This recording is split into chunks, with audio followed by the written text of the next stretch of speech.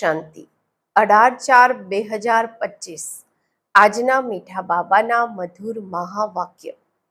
મીઠા બાળકો, પોતાના ઉપર રહેમ કરો। બાપ જે મત આપે છે એના પર ચાલો તો અપાર ખુશી રહેશે। માયાના શ્રાપથી બચીને રહેશો। પ્રશ્ન છે, માયાનો શ્રાપ કેમ લાગે છે? શાપિત આત્માની ગતિ શું થશે? ઉત્તર છે, પહેલું, બાપ અને ભણતરનો એટલે કે જ્ઞાન રત્નોનો નિરાદર કરવાથી, પોતાની મત પર ચાલવાથી માયાનો શાપ લાગી જાય છે। બીજું, આસુરી ચલન છે, દૈવી ગુણ ધારણ નથી કરતા તો પોતાના પર બેરહેમી કરે છે। બુદ્ધિને તાળું લાગી જાય છે। તેઓ બાપના દિલ પર ચડી નથી શકતા। ઓમ શાંતિ।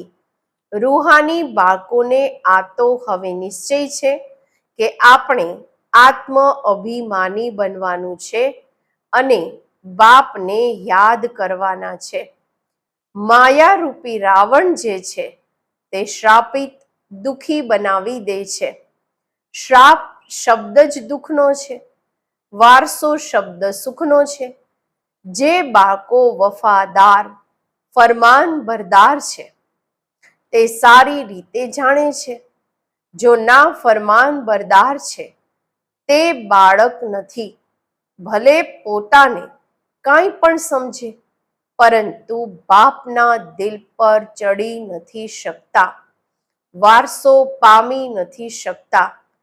જો માયાના કહેવા પર ચાલે અને બાપને યાદ પણ નથી કરતા તો કોઈને સમજાવી નથી શકતા।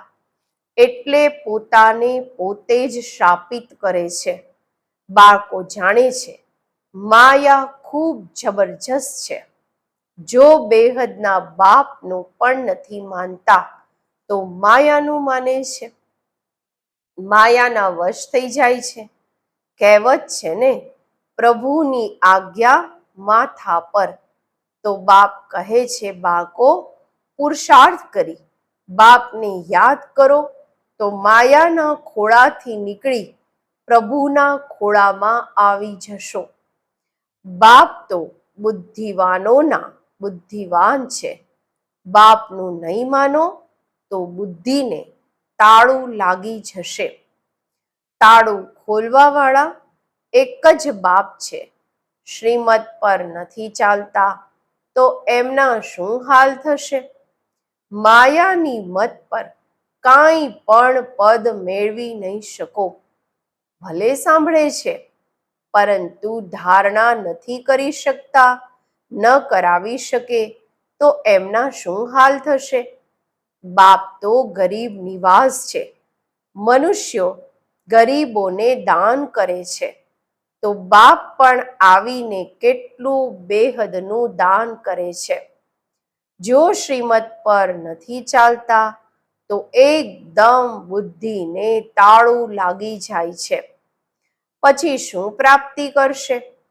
શ્રીમત પર ચાલવા વાળા જ બાપના બાળકો થયા। બાપ તો રહેમદિલ છે, સમજે છે બહાર જતા જ માયા એકદમ ખતમ કરી દેશે। કોઈ આપઘાત કરે છે તો પણ પોતાનું સત્યાનાશ કરે છે। બાપ તો સમજાવતા રહે છે, પોતાના પર રહેમ કરો, શ્રીમત પર ચાલો, પોતાની મત પર નહીં ચાલો। શ્રીમત પર ચાલવાથી ખુશીનો પારો ચડશે। લક્ષ્મી નારાયણનો ચહેરો જુઓ, કેટલો ખુશનુમો છે। તો પુરુષાર્થ કરી એવું ઊંચ પદ મેળવવું જોઈએ ને। બાપ અવિનાશી જ્ઞાન રત્ન આપે છે તો એમનો નિરાદર કેમ કરવો જોઈએ? રત્નોથી ઝોલી ભરવી જોઈએ। સાંભળે તો છે પરંતુ ઝોલી નથી ભરતા, કારણ કે બાપને યાદ નથી કરતા। આસુરી ચલન ચાલે છે। બાપ વારંવાર સમજાવતા રહે છે, પોતાના પર રહેમ કરો, દેવી ગુણ ધારણ કરો. તે છે જ આસુરી સંપ્રદાય. તેમને બાપ આવીને પરિસ્તાની બનાવે છે. પરિસ્તાન સ્વર્ગને કહેવાય છે. મનુષ્ય કેટલા ધક્કા ખાતા રહે છે, સંન્યાસીઓ વગેરેની પાસે જાય છે, સમજે છે મનને શાંતિ મળશે. હકીકતમાં આ શબ્દ જ ખોટા છે. તેનો કોઈ અર્થ નથી. શાંતિ તો આત્માને જોઈએ ને. આત્મા સ્વયં શાંત સ્વરૂપ છે. એવું પણ નથી કહેતા કે આત્માને કેવી રીતે શાંતિ મળે. કહે છે મનને શાંતિ કેવી રીતે મળે. હવે મન શું છે, બુદ્ધિ શું છે, આત્મા શું છે, કંઈ પણ જાણતા નથી. જે કંઈ કહે છે અથવા કરે છે તે બધું છે ભક્તિ માર્ગ. ભક્તિ માર્ગવાળા સીડી નીચે ઉતરતા ઉતરતા તમો પ્રધાન બનતા જાય છે. ભલે કોઈને ખૂબ ધન સંપત્તિ વગેરે છે, છતાં પણ રાવણ રાજ્યમાં છે ને. આ બાળકોને ચિત્રો પર સમજાવવાની પણ ખૂબ સારી પ્રેક્ટિસ કરવાની છે. બાપ બધા સેવા કેન્દ્રોના બાળકોને સમજાવતા રહે છે. નંબરવાર તો છે ને. ઘણા બાળકો રાજાઈ પદ મેળવવાનો પુરુષાર્થ નથી કરતા તો પ્રજામાં શું જઈને બનશે? સર્વિસ નથી કરતા, પોતાના પર તરસ નથી આવતી કે અમે શું બનીશું. પછી સમજાય છે ડ્રામામાં આમનો પાર્ટ આટલો છે. પોતાનું કલ્યાણ કરવા માટે જ્ઞાનની સાથે સાથે યોગ પણ હોય. યોગમાં નથી રહેતા તો કાંઈ પણ કલ્યાણ નથી થતું. યોગ વગર પાવન બની નથી શકતા. જ્ઞાન તો ખૂબ સહજ છે, પરંતુ પોતાનું કલ્યાણ પણ કરવાનું છે. યોગમાં ન રહેવાથી કાંઈ પણ કલ્યાણ થતું નથી. યોગ વગર પાવન કેવી રીતે બનશો? જ્ઞાન અલગ ચીજ છે, યોગ અલગ ચીજ છે. યોગમાં બહુ જ કાચા છે. યાદ કરવાની અક્કલ જ નથી આવતી. તો યાદ વગર વિકર્મ કેવી રીતે વિનાશ થઈ? પછી સજા બહુ જ ખાવી પડે છે, ખૂબ પસ્તાવું પડે છે. તે સ્થૂળ કમાણી નથી કરતા તો કોઈ સજા નથી ખાતા. આમાં તો પાપોનો બોજો માથા પર પણ છે. તેની ખૂબ સજા ખાવી પડે. બાળકો બનીને અને બેઅદબ થાય છે તો ખૂબ સજા મળી જાય છે. બાપ તો કહે છે પોતાના પર રહેમ કરો, યોગમાં રહો, નહીં તો મફતમાં પોતાનો ઘાત કરે છે. જેમ કોઈ ઉપરથી પડે છે, મરતા નથી તો હોસ્પિટલમાં પડ્યા રહેશે, બૂમો પાડતા રહેશે, નાહેક પોતાને ધક્કો માર્યો, મર્યા નહીં, બાકી શું કામના રહ્યા? અહીં પણ એવું છે. ચડવાનું છે ખૂબ ઊંચે, શ્રીમત પર નથી ચાલતા તો પડી જાય છે. આગળ ચાલી દરેક પોતાના પદને જોઈ લેશે કે અમે શું બનીએ છીએ. જે સર્વિસેબલ, સેવાધારી, આજ્ઞાકારી હશે તે જ ઊંચ પદ મેળવશે, નહીં તો દાસ દાસી વગેરે જઈને બનશે. પછી સજા પણ ખૂબ આકરી મળશે. એ સમયે બંને જાણે ધર્મરાજનું રૂપ બની જાય છે. પરંતુ બાળકો સમજતા નથી, ભૂલો કરતા રહે છે. સજા તો ખાવી પડશે ને. જેટલી જે સર્વિસ કરશે શોભશે, નહીં તો કોઈ કામના નહીં રહે. બાપ કહે છે બીજાઓનું કલ્યાણ નથી કરી શકતા તો પોતાનું કલ્યાણ તો કરો. બાંધેલીઓ પણ પોતાનું કલ્યાણ કરતી રહે છે. બાપ તો પણ બાળકોને કહે છે, ખબરદાર રહો. નામ રૂપમાં ફસાવાથી માયા ખૂબ દગો આપે છે. કહે છે, બાબા, ફલાણીને જોવાથી અમારા ખરાબ સંકલ્પ ચાલે છે. બાપ સમજાવે છે, કર્મેન્દ્રિયોથી ક્યારેય પણ ખરાબ કામ નથી કરવાનું. કોઈ પણ ગંદા મનુષ્ય જેમની ચલણ ઠીક નથી હોતી તો સેવા કેન્દ્ર પર તેમને આવવા નથી દેવાના.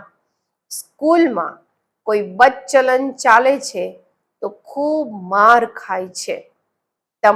શિક્ષક બધાની આગળ બતાવે છે કે આમણે આવી બદચલન કરી છે, એટલે તેમને સ્કૂલથી કાઢી દેવાય છે. તમારા સેવા કેન્દ્ર પર પણ એવી ગંદી દ્રષ્ટિવાળા આવે છે તો એમને ભગાવી દેવા જોઈએ. બાપ કહે છે, ક્યારેય કુદ્રષ્ટિ ન રહેવી જોઈએ. સર્વિસ નથી કરતા, બાપને યાદ નથી કરતા તો જરૂર કાંઈ ન કાંઈ ગંદકી છે. જે બધી સર્વિસ કરે છે એમનું નામ પણ પ્રખ્યાત થાય છે. થોડો પણ સંકલ્પ આવ્યો, કુદ્રષ્ટિ જાય તો સમજવું જોઈએ માયાનો વાર થાય છે. એકદમ છોડી દેવું જોઈએ, નહીં તો વૃદ્ધિને પામી નુકસાન કરી દેશે. બાપને યાદ કરશે તો બચતા રહેશે. બાબા બધા બાળકોને સાવધાન કરે છે, ખબરદાર રહો. ક્યાંક પોતાના કુળનું નામ બદનામ ન કરો. કોઈ ગંધર્વ વિવાહ કરી સાથે રહે છે તો કેટલું નામ પ્રખ્યાત કરે છે, પછી કોઈ ગંદા બની જાય છે. અહીં તમે આવ્યા છો પોતાની સદગતિ કરવા, ન કે અધોગતિ કરવા. ખરાબથી ખરાબ છે કામ, પછી છે ક્રોધ. આવે છે બાપથી વારસો લેવા માટે, પરંતુ માયા વાર કરી શ્રાપ આપી દે છે તો એકદમ પડી જાય છે. એટલે પોતાને શ્રાપ આપી દે છે. તો બાપ સમજાવે છે, ખૂબ સંભાળ રાખવાની છે. કોઈ એવું આવે તો તેમને એકદમ રવાના કરી દેવા જોઈએ.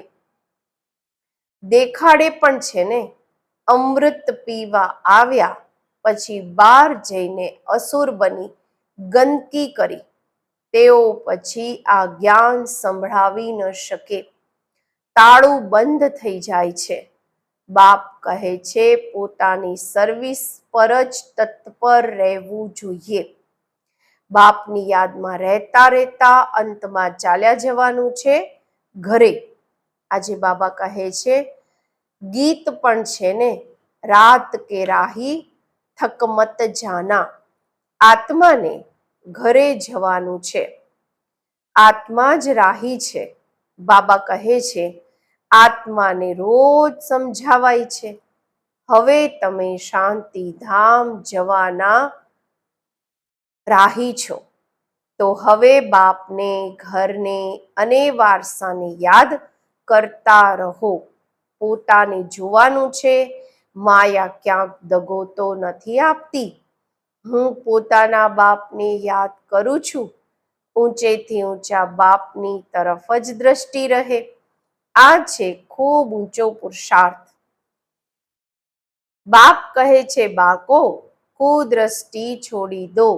દેહ અભિમાન એટલે કુદ્રષ્ટિ, દેહી અભિમાની એટલે શુદ્ધ દ્રષ્ટિ.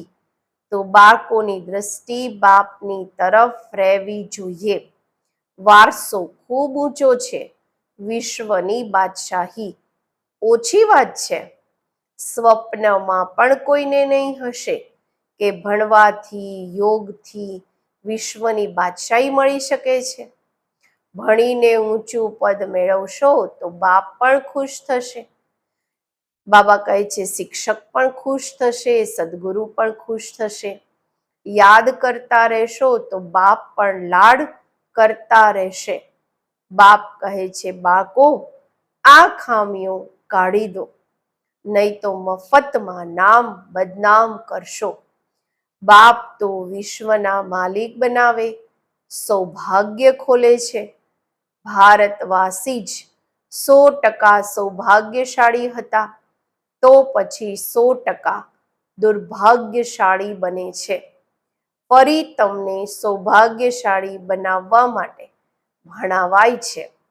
બાબાએ સમજાવ્યું છે, ધર્મના જે મોટા મોટા છે તેઓ પણ તમારી પાસે આવશે, યોગ શીખીને જશે. મ્યુઝિયમમાં જે ટુરિસ્ટ આવે છે, યાત્રાળુ આવે છે, એમને પણ તમે સમજાવી શકો છો. હવે સ્વર્ગના દ્વાર ખુલવાના છે. ઝાડ પર સમજાવો, જુઓ તમે ફલાણા સમય પર આવો છો, ભારતવાસીઓનો પાઠ ફલાણા સમય પર છે. તમે આ નોલેજ સાંભળો છો, પછી પોતાના દેશમાં જઈને બતાવો કે બાપને યાદ કરો તો તમો પ્રધાનથી સતો પ્રધાન બની જશો. યોગ માટે તો તેઓ ઈચ્છા રાખે છે. હઠયોગી સંન્યાસી તો એમને યોગ શીખવાડી ન શકે. તમારું મિશન પણ બહાર જશે, આ કાર્ય બહાર જશે. સમજાવવાની બહુ જ યુક્તિ જોઈએ. ધર્મના જે મોટા મોટા છે તેમને આવવાનું તો છે. તમારાથી કોઈ એક પણ સારી રીતે આ નોલેજ લઈ જાય તો એકથી કેટલા અનેક સમજી જશે. એકની બુદ્ધિમાં આવી ગયું તો પછી સમાચાર પત્રો વગેરેમાં પણ નખશે. આ પણ ડ્રામામાં નોંધ છે. નહીં તો બાપને યાદ કરવાનું કેવી રીતે શીખે? બાપનો પરિચય તો બધાને મળવાનો છે, કોઈ ન કોઈ નીકળશે. મ્યુઝિયમમાં ખૂબ જૂની ચીજો જોવા જાય છે. અહીં પછી તમારું જૂનું જ્ઞાન સાંભળશે, અનેક આવશે. એમનાથી કોઈ સારી રીતે સમજશે, અહીંથી જ દ્રષ્ટિ મળશે, અથવા તો મિશન બહાર જશે. તમે કહેશો બાપને યાદ કરો તો પોતાના ધર્મમાં ઊંચ પદ મેળવશો. પુનર્જન્મ લેતા લેતા બધા નીચે આવી ગયા છે. નીચે ઉતરવું એટલે તમો પ્રધાન બનવું. પોપ વગેરે એવું કહી ન શકે કે બાપને યાદ કરો. બાપને જાણતા જ નથી. તમારી પાસે ખૂબ સારું જ્ઞાન છે. ચિત્ર પણ સુંદર બનતા રહે છે. સુંદર ચીજ હશે તો મ્યુઝિયમ ખૂબ જ સુંદર હશે. અનેક આવશે જોવા માટે. જેટલા મોટા ચિત્ર હશે એટલું સારી રીતે સમજાવી શકશો. શોખ રહેવો જોઈએ, અમે આમ સમજાવીએ. સદા તમારી બુદ્ધિમાં રહે કે અમે બ્રાહ્મણ બન્યા છીએ તો જેટલી સર્વિસ કરશું એટલું ખૂબ માન થશે. અહીં પણ માન તો ત્યાં પણ માન હશે. તમે પૂજ્ય બનશો. આ ઈશ્વરીય નોલેજ ધારણ કરવાની છે. બાપ તો કહે છે સર્વિસ પર દોડતા રહો. બાપ ક્યાંય પણ સર્વિસ પર મોકલે તેમાં કલ્યાણ છે. આખો દિવસ બુદ્ધિમાં સર્વિસના વિચારો ચાલવા જોઈએ. ફોરેનર્સ એટલે કે વિદેશીઓને પણ બાપનો પરિચય આપવાનો છે. મોસ્ટ બિલવડ, સૌથી પ્રિય બાપને યાદ કરો. કોઈ પણ દેહધારીને ગુરુ નહીં બનાવો. સર્વના સદગતિ દાતા એ એક બાપ છે. હવે હોલસેલ મોત સામે ઊભું છે. હોલસેલ અને રિટેલ વ્યાપાર હોય છે ને, બાપ છે હોલસેલ. વારસો પણ હોલસેલ આપે છે. 21 જન્મોના માટે વિશ્વની રાજાઈ. મુખ્ય ચિત્ર છે જ ત્રિમૂર્તિ, ઘોડો, ઝાડ, સીડી, વિરાટ રૂપનું ચિત્ર. અને ગીતાના ભગવાન કોણ? આ ચિત્ર તો ફર્સ્ટ ક્લાસ છે. આમાં બાપની મહિમા પૂરી છે. બાપે જ કૃષ્ણને આવા બનાવ્યા છે. આ વારસો ગોડફાધરે આપ્યો. કળિયુગમાં આટલા અસંખ્ય મનુષ્ય છે, સતયુગમાં થોડા છે. આ અદલી બદલી કોણે કરી? જરા પણ કોઈ નથી જાણતા. તો ટુરિસ્ટ વધારે કરીને મોટા મોટા શહેરોમાં જાય છે. તેઓ પણ આવીને બાપનો પરિચય પામશે. પોઈન્ટ્સ તો સર્વિસની ખૂબ મળતી રહે છે. વિલાયતમાં પણ જવાનું છે. એક તરફ તમે બાપનો પરિચય આપતા રહેશો, બીજી તરફ મારામારી ચાલતી રહેશે. સતયુગમાં થોડા મનુષ્ય હશે તો જરૂર બાકીનો વિનાશ થશે ને. વર્લ્ડની હિસ્ટ્રી જ્યોગ્રાફી રિપીટ થાય છે. જે થઈ ગયું તે ફરી રિપીટ થશે. પરંતુ કોઈને સમજાવવાની પણ અક્કલ જોઈએ. અચ્છા, મીઠા મીઠા સિકિલધા બાળકો પ્રત્યે માત પિતા બાપ દાદાના યાદ પ્યાર અને ગુડ મોર્નિંગ. રૂહાની બાળકોને નમસ્તે. આપણે રૂહાની બાળકોના રૂહાની બાપને નમસ્તે. ધારણા માટે મુખ્ય સાર. પહેલું છે, સદા એક બાપની તરફ જ દ્રષ્ટિ રાખવાની છે.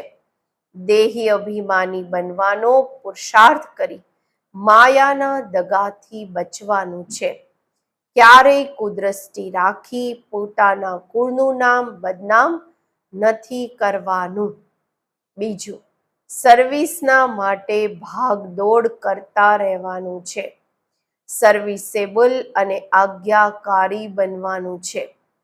પોતાનું અને બીજાઓનું કલ્યાણ કરવાનું છે. કોઈ પણ બદચલન નથી ચાલવાની. આજનું વરદાન, ફૂલ સ્ટોપની સ્ટેજ દ્વારા પ્રકૃતિની હલચલને સ્ટોપ કરવા વાળા માસ્ટર પ્રકૃતિપતિ ભવ. વર્તમાન સમય હલચલ વધવાનો સમય છે. ફાઇનલ પેપરમાં એક તરફ પ્રકૃતિનું અને બીજી તરફ 5 વિકારોનું વિકરાળ રૂપ હશે. તમોગુણી આત્માઓનો વાર અને જૂના સંસ્કાર બધું લાસ્ટ સમય પર પોતાનો ચાન્સ લેશે. એવા સમય પર સમેટવાની શક્તિ દ્વારા હમણાં સાકારી, હમણાં આકારી અને હમણાં નિરાકારી સ્થિતિમાં સ્થિત થવાનો અભ્યાસ જોઈએ. જોવા છતાં ન જુઓ, સાંભળવા છતાં ન સાંભળો. જ્યારે એવી ફૂલ સ્ટોપની સ્ટેજ થાય ત્યારે પ્રકૃતિપતિ બની પ્રકૃતિની હલચલને સ્ટોપ કરી શકશો. સ્લોગન છે, નિર્વિઘ્ન રાજ્ય અધિકારી બનવા માટે નિર્વિઘ્ન સેવાધારી બનો. અવ્યક્ત ઇશારા છે, કમ્બાઇન્ડ રૂપની સ્મૃતિથી સદા વિજયી બનો. બાબા કહે છે, સદા આ જ સ્મૃતિ રહે કે હું રૂહ અને સુપ્રીમ રૂહની સાથે કમ્બાઇન્ડ છું. સુપ્રીમ રૂહ મુજ રૂહના વગર રહી નથી શકતા અને હું પણ સુપ્રીમ રૂહના વગર અલગ નથી થઈ શકતો. એવી રીતે દરેક સેકન્ડ હજૂરને હાજર અનુભવ કરવાથી રૂહાની સુગંધમાં અવિનાશી અને એક રસ રહેશો. ઓમ શાંતિ.